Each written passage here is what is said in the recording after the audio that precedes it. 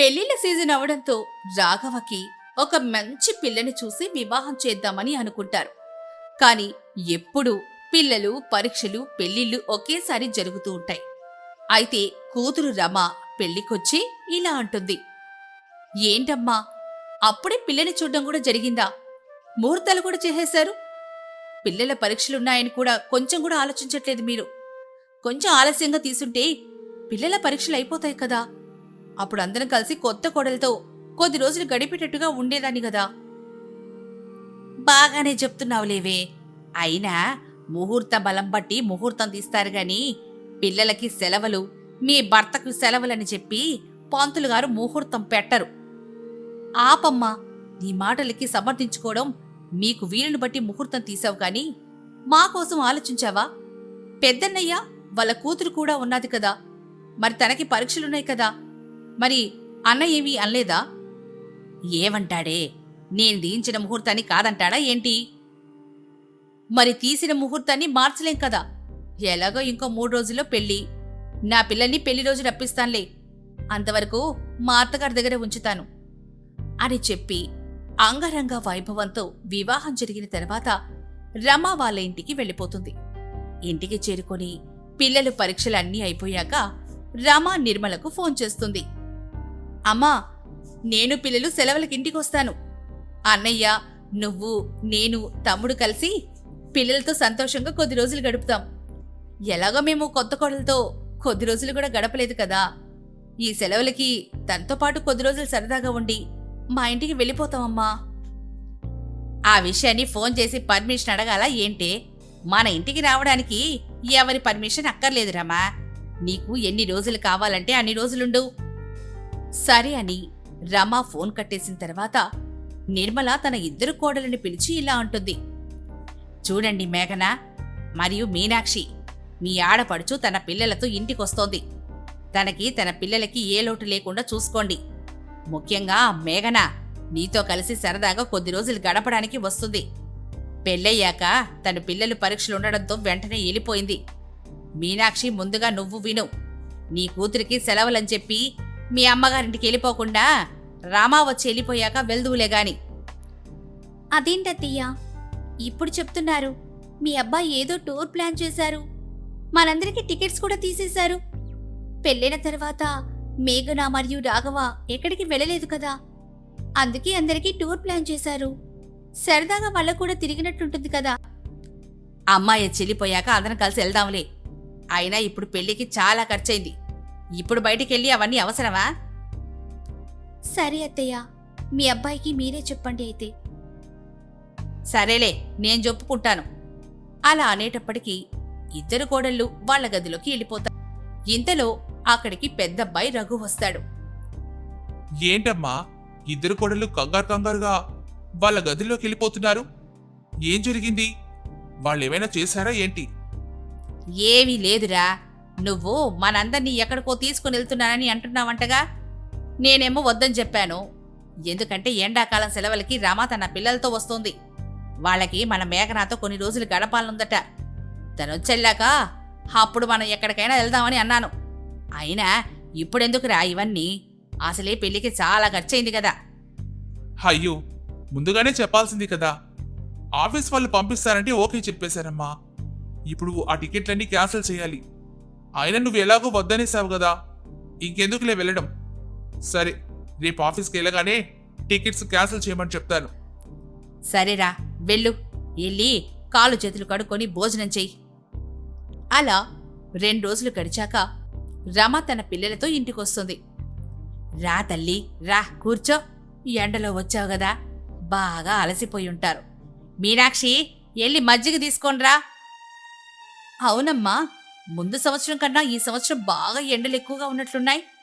నేనొక్క అరగంట విశ్రాంతి తీసుకొని ఆ తర్వాత ఏదైనా తాగుతానమ్మా. ఇప్పుడైతే నా వల్ల కాదు. సరేనమ్మా, వెళ్ళి విశ్రాంతి తీసుకొని గాని ఏం తింటావో చెప్పు. అమ్మా, పిల్లలకు నాకు కలిపి ఒక చల్లటి ఐస్ క్రీం చేయమని చెప్పు. నిద్ర లేచాక తింటాను చెప్పేసి రమా గదిలోకి వెళ్లి విశ్రాంతి తీసుకుంటూ ఉంటుంది. ఇంతలో నిర్మల మీనాక్షిని పిలుస్తుంది. మీనాక్షి, తొందరగా ఐస్ క్రీం చెయ్యి. రమ నిద్ర లేచేటప్పటికి ఐస్ క్రీమ్ రెడీగా ఉండాలి. చెప్పింది వినేసి మీనాక్షి వంటగదిలోకి వెళ్ళిపోతుంది.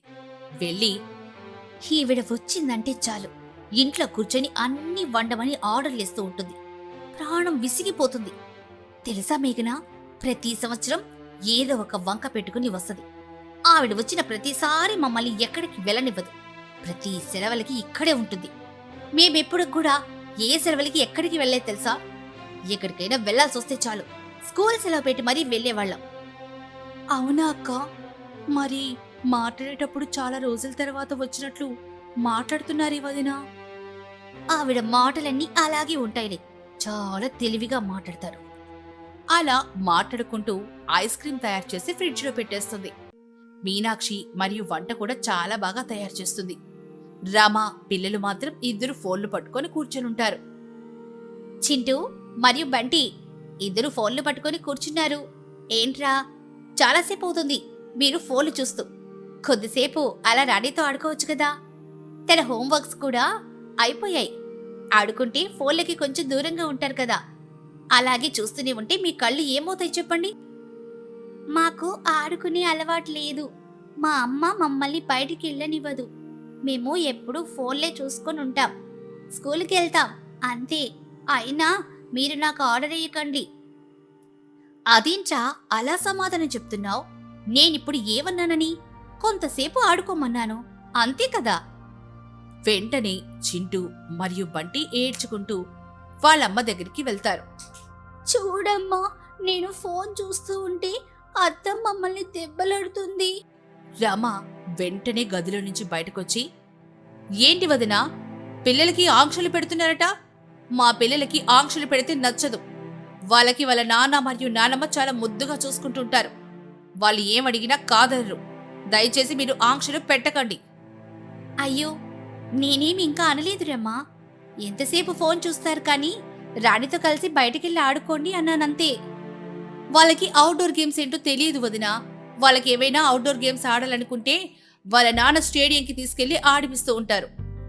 సరే అయితే వదినా, ఈసారి నుంచి వాళ్ళకి నేనే చెప్తానులే.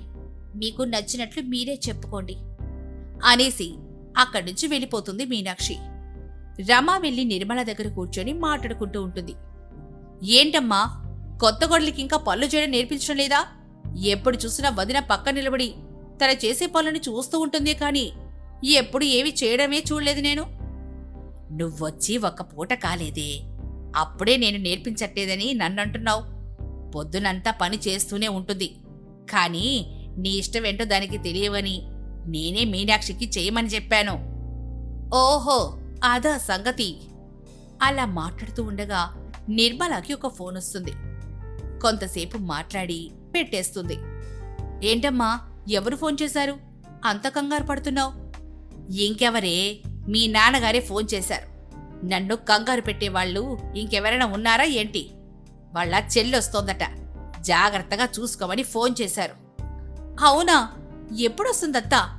మొన్న పెళ్ళికి కూడా రాలేదు. ఎవరికో ఒంట్లో బాలేదని అంటూనిందత్తా. అదే కదా, పెళ్లికి రాలేదు గాని ఇప్పుడు కోడల్ని చూడ్డానికి వస్తుందట. తన్ని బాగా చూసుకోమని చెప్తున్నారు. అయినా తనొస్తే ఈయన ముద్దు ఎక్కువైపోతూ ఉంటదిలే. అయినా ఈరోజు మీ నాన్న రాని, అప్పుడు మాట్లాడతాను. సాయంత్రం అయ్యేటప్పటికి నిర్మల భర్త ఇంటికొస్తాడు. వచ్చారా? మీకోసమే ఎదురు చూస్తున్నాను. నీతో మాట్లాడదామని అనుకున్నాను. ఏంటి, నీ కూతురికి నీకు అంత తీరిక దొరికిందా నాతో మాట్లాడడానికి వచ్చారు? ఎప్పుడు మీరిద్దరేగా మాట్లాడుకుంటూ కూర్చుంటారు. కనీసం నేను వచ్చినా తిన్నానా అని కూడా పట్టించుకోరు. ఆపండి, ఎప్పుడు ఏదో ఒకటి అంటూనే ఉంటారు. ఆయన ఇప్పుడు మీ చెల్లి ఎందుకండి వస్తుంది? పనేమి లేదా? వాళ్ళ అత్తారింట్లో ఉండొచ్చు కదా. సమయం దొరికితే చాలు మనింటికి వచ్చేస్తూ ఉంటుంది. వచ్చినా ఎప్పుడు ఇంట్లో ఒక పని కూడా చేయదు. అలా సోఫా పైన కూర్చుని టీవీ చూస్తూ ఉంటుంది. పెళ్ళైన దగ్గర నుంచి ఇలాగే బాధపడుతున్నారు. అప్పట్లో మీ అమ్మగారు కూడా నాకు సహాయం చేసేవారే కాదు. మా అమ్మ వారసత్వం నువ్వు పాటిస్తున్నావు కదే. మా చెల్లి వచ్చినప్పుడు మా అమ్మ పని చేసేది కాదు. ఇప్పుడు నీ కూతురు వచ్చినప్పుడు నువ్వేం పని చేయడం లేదే. మరియు నా చెల్లి వారసత్వం నీ కూతురు పాటిస్తుంది కదా. నా చెల్లి వచ్చినప్పుడు ఏ పని చేయదు. ఇప్పుడు నీ కూతురు కూడా ఈ ఇంట్లో ఏ పని చెయ్యదు. కనీసం ఇప్పుడు నీ కోడళ్ళు వంటగదిలో కష్టపడుతున్నారని నువ్వేమైనా వీళ్ళు సహాయం చేస్తున్నావా? లేదు కదా. మరియు నీ కూతురికి ఏ సెలవులు దొరికినా పిలుస్తూనే ఉంటావు, తాను వస్తూనే ఉంటుంది. అలాంటప్పుడు మా చెల్లి రాకూడదు, ఒకవేళ వచ్చినా ఇంటి పనులు అన్నీ చేయాలని నువ్వేలా అనుకుంటావే? పాపం మన పెద్ద కోడలు ఒక్కరోజు కూడా ఏ మాట అనకుండా ఇంట్లో అన్ని పనులు చేస్తూనే ఉంటుంది. ఒకరోజు కూడా అలసిపోయాను అన్న మాట కూడా అనదు. ఇప్పుడు చిన్న కోడలు కూడా ప్రతి పనిలో తనకు సహాయం చేస్తుంది. నువ్వు ఏ రోజైనా నీ కోడలికి ఒక ముద్ద అన్నం వండేసి పెట్టావా? అప్పట్లో నువ్వెంత కష్టం అనుభవించావో ఇప్పుడు నీ కోడలకి అంతే కష్టం అనుభవించేలా చేస్తున్నావా? ఉమ్మడి కుటుంబం అంటే అందరూ కలిసిమెలిసి సరదాగా సంతోషంగా పనులు చేసుకుంటే ఉమ్మడి కుటుంబం అవుతుంది. ఒకరు పని చేస్తారు, మిగిలిన అందరూ కూర్చొని తింటామంటే అది ఉమ్మడి కుటుంబం అవ్వదు. సరేనండి, ఈసారి నుంచి అలా చెయ్యను. కోడలకి సహాయం చేస్తూ ఉంటారు. నిర్మల భర్త తన్ని అలా మందలించడంతో నిర్మల మరియు రమ ఇద్దరూ ఇంటి పనుల్లో సహాయం చేస్తూ అందరూ సరదాగా సంతోషంగా గడుపుతూ ఉన్నారు. రామాపురం అనే గ్రామంలో నారాయణ, శాంతి దంపతులు ఉండేవారు. వారికి 2 కొడుకులున్నారు. పెద్ద కొడుకు మురళి వ్యవసాయం చేసేవాడు. చిన్న కొడుకేమో రాము నగరంలో ఉద్యోగం చేసేవాడు. పెద్ద కోడలు సీత చాలా బాగా వంట చేసేది. ఇక చిన్న కోడలు కావ్య ఇంటి పనులు చేసేది. ఆ రోజు రాత్రి భోజనాలు చేశాక అందరూ మాట్లాడుకుంటూ ఉంటారు. ఈరోజు సీత చేసిన పప్పు చాలా బాగుంది కదండి, ఎంత రుచిగా ఉందో. అవును, ఆ అమ్మాయి వంట చేస్తుందంటే అద్భుతంగా ఉంటుంది. ఏదైనా సరే తన చేత్తో చేస్తే ఒక ప్రత్యేకమైన రుచి వస్తుంది. నాకు చాలా ఇష్టం తన వంట. నిజమే నాన్నా, సీత వంట చాలా బాగా చేస్తుంది. మామూలుగా మనం బయట తిన వాటి కంటే చాలా రుచిగా ఉంటుంది. తన చేతిలో ఏదో మాయ ఉంది నాన్నా. అవునన్నయ్య, నిజానికి వదిన వంట చాలా బాగుంటుంది. నేను కూడా చాలా ఇష్టంగా తింటాను. కోడళ్ళిద్దరు కూడా మంచివాళ్లే. ఒకరు వంట పనిలో తిట్ట, ఇంకొకరేమో ఇంటి పనుల్లో చురుకు. ఇద్దరు కలిసుంటే ఈ ఇల్లు ఎప్పుడూ కళకళలాడుతూ ఉంటుంది. అలా రోజులు గడుస్తూ ఉన్నాయి. ఒకరోజు చిన్న కొడుకు రాము దిగాలుగా కూర్చొని ఉన్నాడు. అతని భార్య కావ్య అతని పక్కన ఆందోళనగా నిలబడి ఉంది. ఏమైందండి? ఎందుకంత దిగులుగా ఉన్నారు? ఆఫీస్లో ఏమైనా జరిగిందా? మీ ముఖం చూస్తుంటే ఏదో తేడాగా ఉంది. ఉదయం మామూలుగానే వెళ్లారు కదా, ఇప్పుడు అంత దిగులుగా ఉన్నారేంటి? నన్ను ఉద్యోగం నుంచి తీసేశారు కావ్య. ఏంటండి మీరు మాట్లాడేది? నిజమేనా? అయినా ఎందుకు తీసేశారు? మీరేమైనా తప్పు చేశారా? మీరంత మంచిగా పని చేస్తారు కదా, అందరూ మిమ్మల్ని పొగుడుతూ ఉంటారు కదండి. నిజంగానే నా తప్పేమీ లేదు కావ్య. కంపెనీలో కొన్ని ఆర్థిక సమస్యలున్నాయట. చాలా రోజులుగా అనుకుంటున్నారట. అందుకే ఖర్చులు తగ్గించుకోవడానికి కొంతమందిని తీసేస్తున్నారట. దురదృష్టవశాత్తు ఆ లిస్టులో నా పేరు కూడా వచ్చింది. నాకే నమ్మబుద్ధి కావడం లేదు కావ్య. అయ్యో, ఇప్పుడు మనం ఏం చేయాలండి? పిల్లల స్కూల్ ఫీజులు కూడా కట్టాలి. ఆలోచిస్తున్నాను కావ్య, ఏం చేయాలో అర్థం కావడం లేదు. ఇప్పుడే వేరే ఉద్యోగం దొరుకుతుందో లేదో కూడా తెలీదు. ఇప్పుడున్న పరిస్థితుల్లో కొత్త ఉద్యోగం దొరకడం కూడా కష్టమేమో. మీరేం దిగులు పడకండి, ఏదో ఒక దారి తప్పకుండా ఉంటుంది. ఇంతకు ముందు కూడా మనం ఎన్నో కష్టాలు ఎదుర్కొన్నాం కదా, ఇప్పుడు కూడా ఏదో ఒక మార్గం ఉంటుందండి. అయినా మీరేమైనా బలహీనులా? మీరు చాలా తెలివైనవారు. ఎన్నో కష్టమైన పనులు కూడా సునాయాసంగా చేసేస్తారు. ఇప్పుడు కూడా ఉద్యోగం చేస్తే అది కూడా ఎలా ఉంటుందో తెలీదు.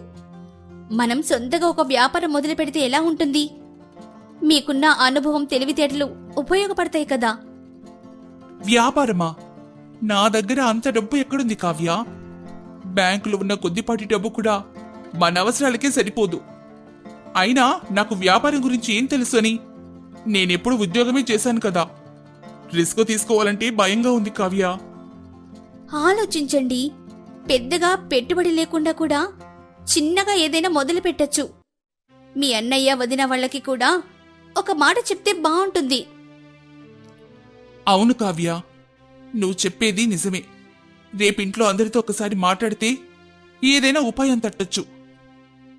వదిన సీతైనా ఏదైనా మంచి సలహా ఇవ్వగలదు. ఆమెకి మంచి ఆలోచనలుంటాయి. తనతో మాట్లాడితే కొత్త విషయాలు తెలుస్తాయి. మరుసటి ఉదయం ఇంట్లో అందరితో, మీ అందరితో ఒక ముఖ్యమైన విషయం మాట్లాడాలి. ఏంట్రా అంత ముఖ్యమైన విషయం? అసలేం జరిగింది? నన్ను ఉద్యోగం నుంచి తీసేశారమ్మా. ఏమిట్రా అంటున్నావు? నువ్వు అంత మంచిగా పనిచేస్తావని అందరూ చెబుతుంటారు కదా. ఎప్పుడు నీ గురించి మంచి మాటలే విన్నాను. ఉన్నట్టుండి ఇలా జరిగిందేంట్రా? కారణం ఏమైనా చెప్పారా? నిజమే నాన్న, నా తప్పేమీ లేదు. కానీ తప్పలేదు. కంపెనీలో ఆర్థిక పరిస్థితి బాగోలేదట. చాలా రోజులుగా ఖర్చులు తగ్గించుకోవాలని చూస్తున్నారట. అందుకే కొంతమందిని తీసేశారు. నా దురదృష్టం కొంచెం ఎక్కువ అంతే. ఇప్పుడేం చేయాలో అర్థం కావడం లేదు. రాము, దిగులు పడకు. ఏదో ఒక దారి ఉంటుంది. మనందరం కలిసి ఆలోచిద్దాం. నువ్వంతగా బాధపడకు. ఉద్యోగాలు వస్తూ ఉంటాయి, పోతూ ఉంటాయి. నీలాంటి తెలివైన వాడికి మళ్ళీ మంచి ఉద్యోగం వస్తుందిలే. అవును రాము, నువ్వు ధైర్యం కోల్పోవద్దు. ఆలోచిస్తున్నానన్నయ్యా. వేరే ఉద్యోగం దొరుకుతుందో లేదో తెలీదు. ఇప్పుడున్న పరిస్థితిలో కొత్త ఉద్యోగం దొరకడం కూడా కష్టమేమో. అందుకే సొంతంగా ఏదైనా వ్యాపారం మొదలు పెడితే ఎలా ఉంటుందా అని ఆలోచిస్తున్నానన్నయ్యా. ఎవరి కింద పని చేయకుండా మన సొంతంగానే ఏదైనా చేస్తే బాగుంటుంది కదా అనిపిస్తుంది. వ్యాపారమా? నీకు దాని గురించి ఏం తెలుసురా? అది అంత సులభం కాదు కదా. పెట్టుబడి కావాలి, నష్టం వచ్చే ప్రమాదం ఉంటుంది. నువ్వు ఎప్పుడు ఉద్యోగమే చేసావు. వ్యాపారం వేరు కదరా. నిజమే నాన్న, కానీ ప్రయత్నించడంలో తప్పే ఉంది చెప్పండి. కూర్చొని ఏమి చేయకుండా ఉండడం కంటే ఏదో ఒకటి ప్రయత్నించడం మంచిది కదా. మొదట్లో కొంచెం కష్టంగా ఉన్నా అలవాటు పడచ్చు. పెద్దగా పెట్టుబడి కూడా లేకుండా ఏదైనా చిన్నగా మొదలు పెట్టొచ్చు కదా.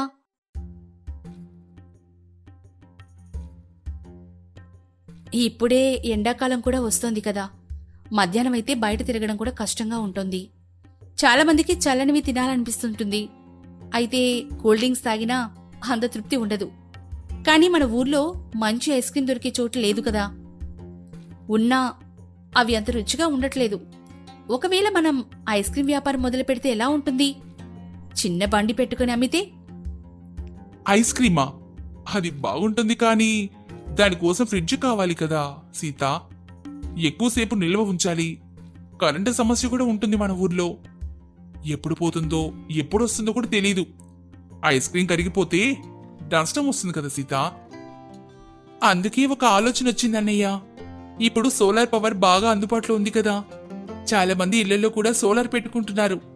సోలార్ ప్యానెల్స్ ఉంటే సూర్యరశ్మి ఉన్నంతసేపు ఫ్రిడ్జ్ నడుస్తుంది. కరెంటు లేకపోయినా మన వ్యాపారం ఆగదు కదా. పెట్టుబడి కొంచెం ఎక్కువైనా సరే కరెంటు బిల్లు కూడా ఉండదు కదా. అది చాలా మంచి ఆలోచనరా. కరెంటు లేని వాళ్ళు కూడా మీ దగ్గరికే వస్తారు. ఎండాకాలంలో చల్లటి ఐస్ క్రీం అంటే అందరికీ ఇష్టమే కదా. పిల్లలైతే మరీనూ. రుచికరమైన ఐస్ క్రీం తయారు చేయడం నాకొచ్చు కదా. మనం ఇంట్లో ఎప్పుడు చేసుకుంటూనే ఉంటాం. బయట దొరికే వాటికంటే ఎంతో రుచిగా, ఆరోగ్యకరంగా మనం తయారు చేయొచ్చు. కల్తీ లేని స్వచ్ఛమైన ఐస్ క్రీం మనం అమ్మొచ్చు. రకరకాల పళ్లతో, సహజమైన పదార్థాలతో చేస్తే చాలా బాగుంటుంది. నిజమే సీత, నీ చేతి వంట చాలా బాగుంటుంది. మనం రకరకాల పేపర్లు తయారు చేయొచ్చనయ్యా. పిల్లల కోసం ప్రత్యేకంగా కొన్ని, పెద్దల కోసం కొన్ని వెరైటీలు చేస్తే చాలా బాగుంటుంది. అందరం కలిసి కష్టపడితే తప్పకుండా సక్సెస్ అవుతామన్నయ్యా. నాకు ఈ ఆలోచన బాగా నచ్చిందా. కరెంటు సమస్య ఉండదు కాబట్టి ఇది మంచి ప్లాను. మీ అందరూ కలిసికట్టుగా ఉంటే ఏదైనా సాధించగలరు. నేను కూడా మీకు సహాయం చేస్తాను. ఇంట్లో ఐస్ క్రీం తయారు చేయడానికి కావలసినవన్నీ సిద్ధం చేయడంలో నేను సహాయం చేస్తాను.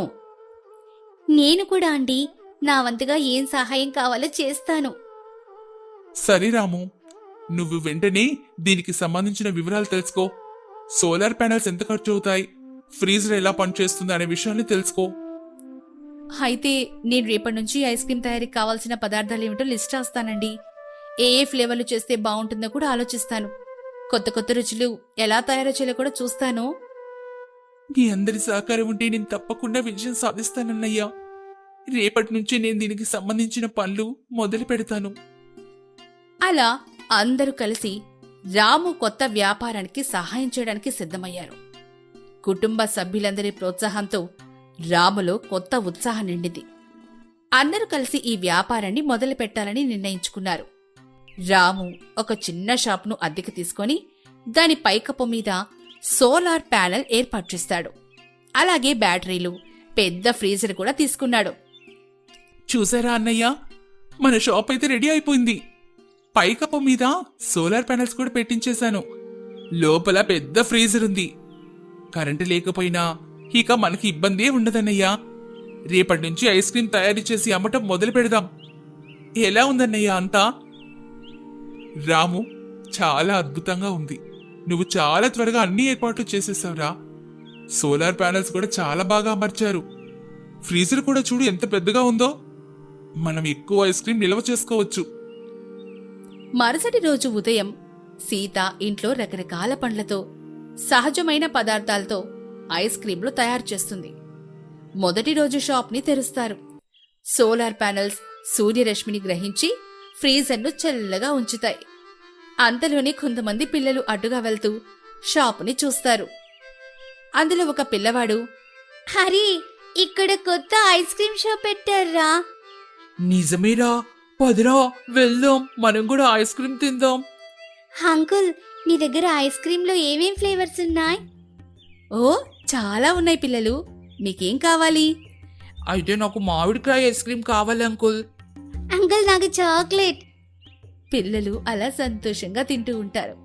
కొన్ని రోజులకి షాప్ దగ్గర చాలా రద్దీగా ఉంటుంది. అప్పుడు ఇద్దరు కోడళ్ళు ఒకరికొకరు సహాయం చేసుకుంటారు. సీతేమో ఐస్ క్రీం ఇవ్వడంలో సహాయం చేస్తే, చిన్న కోడలు డబ్బులు తీసుకోవడంలో సహాయం చేస్తుంది. అలాగే అన్నయ్య కూడా ఖాళీ సమయాల్లో షాప్కొచ్చి సహాయం చేస్తాడు. రాము ఏమో ఆర్డర్లు తీసుకోవడంలో, సామాన్లు సర్దడంలో సహాయం చేస్తే, అన్నయ్య ఏమో కస్టమర్లతో మాట్లాడి వారికి కావలసిన ఐస్ క్రీం ఇవ్వడంలో సహాయం చేస్తాడు. ఇప్పుడు సొంత వ్యాపారం విజయవంతంగా నడుస్తూ ఉండడంతో అందరూ చాలా సంతోషంగా ఉంటారు.